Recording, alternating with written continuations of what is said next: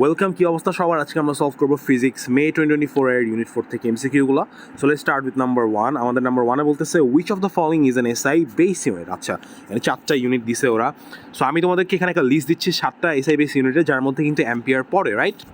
So ampere হচ্ছে আমাদের answer, but বাকিগুলো কেন হবে না দেখো। তুমি কিন্তু বাকিগুলোকে চেলে তুমি ওদেরকে বেস ইউনিটসে ভেঙে লিখতে পারবা। যেমন তুমি কুলামকে লিখতে পারবা অ্যাম্পিয়ার সেকেন্ডে, জুলসকে লিখতে পারবা KG meter square per second স্কোয়ারে, টেসলাকে লিখতে পারবা KG per ampere per second স্কোয়ারে।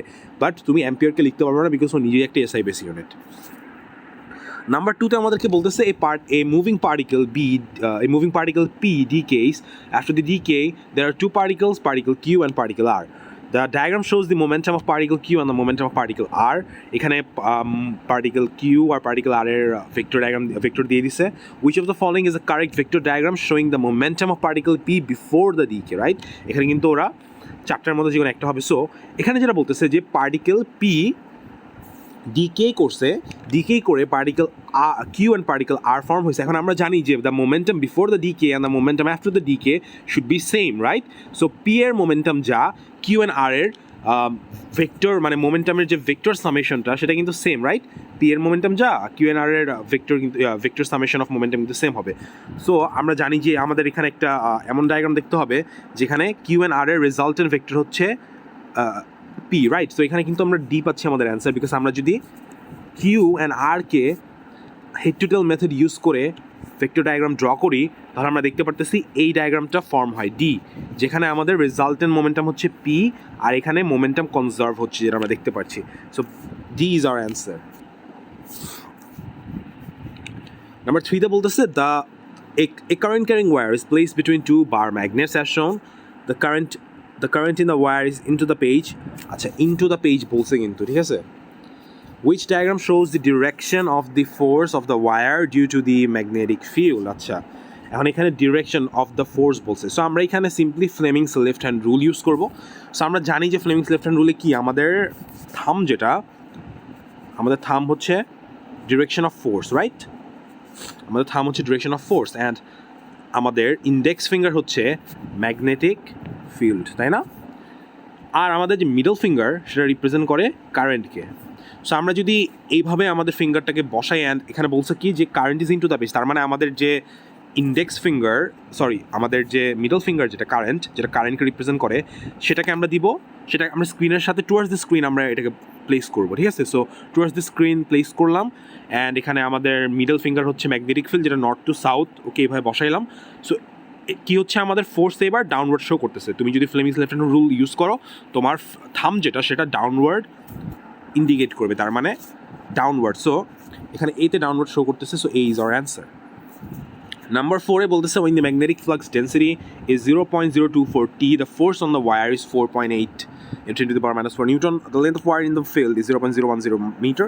Which of the following gives the current in ampere in the wire? এখানে সিম্পলি আমাদের ফর্মুলা ইউজ করতে হবে, F equals to BIL, and এখানে যেহেতু বলছে কারেন্ট বের করতে, সো কারেন্টকে মানে আইকে সাবজেক্ট করো। আচ্ছা, আইকে সাবজেক্ট করলে কি হচ্ছে ফোর্স ডিভাইডেড বাই পিএল। আচ্ছা, এবার তুমি এইভাবে হুবাহু বসায় দাও। এখানে কিন্তু সবগুলা ওদের স্ট্যান্ডার্ড ইউনিটেই দেওয়া আছে, যেমন এখানে মিটারে দেওয়া আছে, নিউটনে দেওয়া আছে, টেসলাতে দেওয়া আছে। সো আমরা হুবাহু এইভাবে বসাইতে পারবো। সো আমরা দেখছি সি হচ্ছে আমাদের অ্যান্সার, বিকজ ফোর্সের ভ্যালু বসানো আছে, বি এর ভ্যালু বসানো, এল এর ভ্যালু বসানো। সো ডি হচ্ছে সি। সো সি হচ্ছে আমাদের অ্যান্সার। Number 5-এ বলতেছে cyclotrons use electric fields and magnetic fields to give particles very high energy. Which of the following statements is true for charged particles in cyclotrons? A, B, C. আচ্ছা, আমরা নিচ থেকে শুরু করি। একদম ডিতে কি বলতেছে দেখো। ডিতে বলতেছে the magnetic field changes direction when the particles are in the gap between the D's. আচ্ছা, প্রথমেই ম্যাগনেটিক ফিল্ড তো তার ডিরেকশন চেঞ্জ করেই না, সো এটা ভুল হবে, this is not the answer. সিটা বলতেছে the electric field changes direction when the particles are in the gap between the dees. এখন এইটা রাইট হইতে পারতো, কারেক্ট হইতে পারতো। হ্যাঁ, ইলেকট্রিক ফিল্ড কিন্তু ওর ডিরেকশন চেঞ্জ করে, রাইট? পোলারিটি চেঞ্জ হয় যখন একটা ডি থেকে আরেকটা ডিতে যখন পার্টিকেল যায়, বিটুইন দ্য ডি হচ্ছে পার্টিকেলটা অ্যাক্সেলারেট করে, বিটুইন দ্য ডিজ হচ্ছে তোমার যে গ্যাপটা থাকে, ওই গ্যাপের মধ্যে ইলেকট্রিক ফিল্ড থাকে, ওইখানেই তো পার্টিকেলটা অ্যাক্সেলারেট করে। সো পার্টিকেলটা যখন অ্যাক্সেলারেট করে, একবার অ্যাক্সেলারেট করার পরও ঘুরে যখন আবার অ্যাক্সেলারেট করতেছে, তখন কিন্তু ইলেকট্রিক ফিল্ডের ডিরেকশন চেঞ্জ করে, পোলারিটি চেঞ্জ হয়, রাইট? যার কারণে ও আবার অ্যাক্সেলারেট করে। বাট এটা কিন্তু এটা কখন হয়, যখন পার্টিকেল গ্যাপে অলরেডি আছে তখন হয় না। এখানে কি বলতেছে যে when the particles are in the gap, মানে পার্টিকেল যখন গ্যাপে এন্টার করছে তখন হচ্ছে ইলেকট্রিক ফিল্ডের ডিরেকশন চেঞ্জ করে, বাট তা হচ্ছে না। যেটা হচ্ছে সেটা হচ্ছে পার্টিকেল যখন ম্যাগনেটিক ফিল্ডের ভিতরে থাকে, মানে ডিজের ভিতরে থাকে যখন, আর ডি থেকে রাইট এট দ্য মোমেন্ট যখন ও গ্যাপে এন্টার করবে, রাইট এট দ্য মোমেন্ট যখন ও গ্যাপে এন্টার করবে, এখন কিন্তু গ্যাপে এন্টার করে নেই, ও ম্যাগনেটিক ফিল্ডের মধ্যে আছে। So right at the moment যখন গ্যাপে এন্টার করবে তখন ওর ইলেকট্রিক ফিল্ডের ডিরেকশন চেঞ্জ হবে, রিভার্স হবে, রাইট। বাট এখানে বলতেছে কি when the particle are in the gap between the D. So এটা শুধুমাত্র এই একটা ওয়ার্ডের কারণে এটা অ্যান্সার না। বিটা বলতেছে the particles follow circular paths of constant radius, যেটা ভুল, বিকজ আমাদের সাইক্লোট্রনে কী হয়, রেডিয়াস তো কনস্ট্যান্ট থাকে না, আমাদের একটা আউটওয়ার্ড স্পাইরাল প্যাথ, রাইট, একটা আউটওয়ার্ড স্পাইরাল প্যাথ ফলো করে আমাদের পার্টিকেল। সো এখানে আমাদের রেডিয়াস অল দ্য টাইম বাড়তেছে, ইনক্রিজ করতেছে, দ্যাটস ওয়াই বি আমাদের অ্যান্সার না। And only answer that is left সেটা হচ্ছে আমাদের এ হচ্ছে আমাদের কারেক্ট অ্যান্সার। Number 6 বলতেছে capacitor of capacitance C is charged to a potential difference of VO. The capacitor then discharges through a resistor of resistance R. After time T, the potential difference across the capacitor is V. Which of the following gives the time constant for this circuit? আচ্ছা, এখানে আমাদেরকে একটা formula use করতে হবে, সেটা হচ্ছে V equals to এই ফর্মুলাটা। সো এই ফর্মুলাটা আমরা ইউজ করবো, অ্যান্ড দেন আমরা এখানে টাইম কনস্ট্যান্ট মানে হচ্ছে আরসি, রাইট, আরসি মানে হচ্ছে টাইম কনস্ট্যান্ট। সো এখানে আমরা আরসিকে সাবজেক্ট করবো, আরসিকে সাবজেক্ট করলে আমাদের অ্যান্সার হয় হচ্ছে D.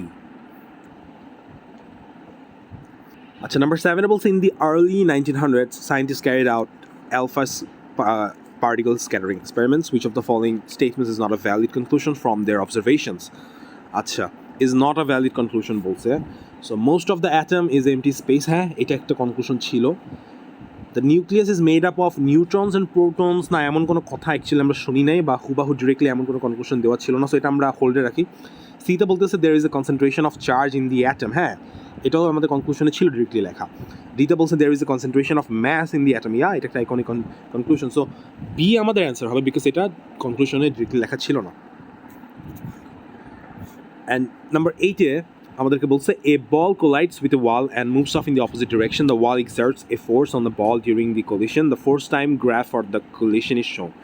Which of the following is given by the area under the graph? আচ্ছা, এরিয়া আন্ডার দ্য গ্রাফ বলছে। সো একটা ফোর্স টাইম গ্রাফের এরিয়া কি রিপ্রেজেন্ট করে? একটা ফোর্স টাইম গ্রাফের area under the graph represent করে হচ্ছে ইম্পালসকে। ইম্পালস মানে কি? ইম্পালসের ফর্মুলা কি? এমভি মানে এমইউ না, মানে কি? Change in momentum. সো এখানে চেঞ্জ ইন মোমেন্টাম কোথায় আছে? সিতে আছে, রাইট, সি হচ্ছে আমাদের answer.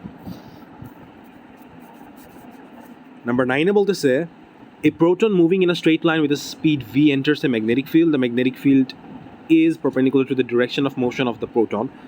The proton follows a circular path of radius r in the magnetic field.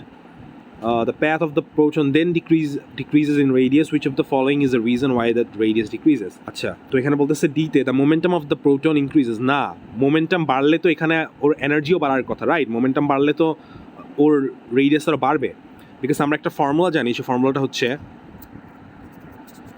R equals to mv মানে momentum divided by dq, right? So এখন এখানে যদি মোমেন্টাম বাড়ে রেডিয়াসও বাড়বে অবভিয়াসলি, রাইট? আচ্ছা, the mass of the proton increase, mass বাড়লেও তো বাড়বে রেডিয়াস, বিকজ এই যে ফর্মুলা অনুযায়ী দেখো ম্যাস বাড়তেছে, যার কারণে কী হচ্ছে, রেডিয়াসও বাড়বে।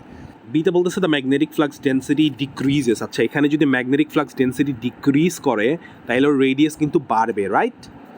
সো আর এখানে দেখো এবার এই হচ্ছে আমাদের অ্যান্সার, বিকজ এটা বলতেছে the kinetic energy of the particle decreases. হ্যাঁ, কাইনেটিক এনার্জি যদি কমে যায়, সেটা হচ্ছে কাইনেটিক এনার্জি কমলে কী হবে, আমাদের স্পিডও কমে যাবে, রাইট? সো স্পিড যদি কমে যায় তাহলে কী হবে, আমাদের রেডিয়াসও কমে যাবে। এই হচ্ছে আমাদের অ্যান্সার।